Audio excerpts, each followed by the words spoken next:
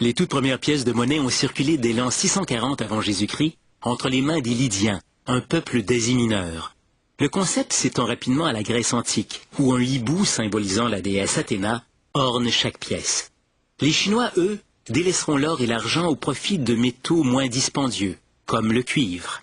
À l'aube du XXIe siècle, une nouvelle monnaie voit le jour, l'euro. Cette devise européenne devrait concurrencer le tout-puissant dollar américain. On fabrique des pièces de monnaie de collection en utilisant de l'argent sterling. Une partie de celui-ci provient des restants issus de la fabrication d'autres pièces de monnaie.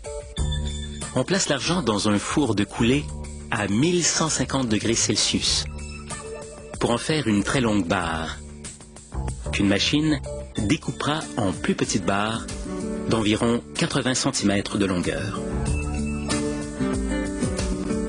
Et chacune d'entre elles est placée dans un train ébaucheur. Les deux rouleaux du train aplatissent la barre grâce à leur force phénoménale, jusqu'à 8,6 tonnes métriques. Ils doivent tout de même repasser une douzaine de fois pour faire passer la barre de 4 cm à 12 mm d'épaisseur. Mais ce n'est pas suffisant. Une machine appelée le train finisseur l'aplatit encore plus jusqu'à l'épaisseur finale de la pièce de monnaie qui varie de 0,7 à 4 mm. L'argent qui reste après ce découpage retourne dans le four de coulée où il sera fondu en nouvelles barres d'argent. Voici un aperçu de nos pièces de monnaie. La machine à bordure s'occupe maintenant de ces pièces on ne peut plus anonymes. Ensuite, on les plonge dans une cuve remplie d'eau, de solutions de nettoyage et de microbilles d'acier. Ces dernières agissent en tant qu'abrasif pour adoucir et polir les pièces. Après un cycle de 20 minutes, on vide le contenu de la cuve dans un tamis pour séparer les pièces des microbilles.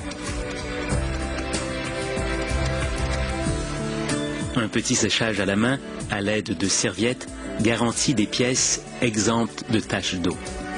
Pendant tout le processus de fabrication, l'argent se fragilise à mesure qu'on le travaille. C'est pourquoi, à plusieurs occasions, on l'envoie dans le four à recuire. Le motif qui ornera la pièce est soit une illustration, soit une photographie, ou encore une combinaison des deux. Pour cette pièce, on a choisi une photographie de la reine Élisabeth, fournie par le palais de Buckingham.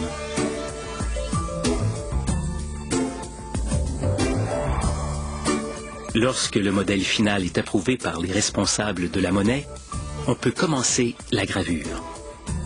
L'ordinateur guide la machine à graver pour créer une version tridimensionnelle, mais assez grossière, du dessin dans un disque de plâtre. On obtient ainsi un modèle négatif qu'on utilisera pour couler un modèle positif, également en plâtre.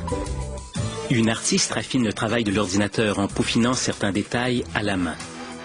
On peut ensuite couler un deuxième moule négatif, toujours en plâtre. À partir de ce moule, on coule un autre moule positif, mais cette fois, il est fait de caoutchouc.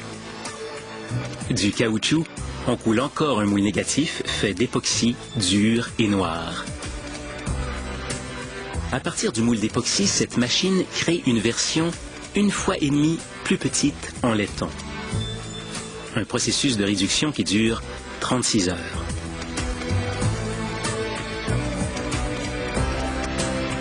La graveuse apporte quelques précisions au dessin à l'aide d'un microscope. Elle en profite pour ajouter du lettrage, c'est-à-dire l'année, la valeur et le pays dans lequel la pièce sera émise. Encore un petit 36 heures pour un dernier processus de réduction. Cette fois-ci, on obtient une matrice en acier fin, 1,5 fois plus petite que le modèle en laiton, c'est-à-dire de la grandeur finale de la pièce. En frappant cette matrice sur un bloc d'acier, on crée un positif appelé poinçon, qu'on frappe sur un autre bloc d'acier pour créer un négatif appelé coin. Les pièces de monnaie sont fabriquées une par une dans la presse monétaire. Il y a 2 coins par pièce, un pour le côté pile et un pour le côté face. Ils frappent simultanément 2 fois plutôt qu'une pour créer une impression de haute qualité. On ne se donne pas tant de peine pour les pièces de monnaie de circulation, qui sont frappées une seule fois sur des machines à grande vitesse qui en fabriquent plusieurs centaines à la minute.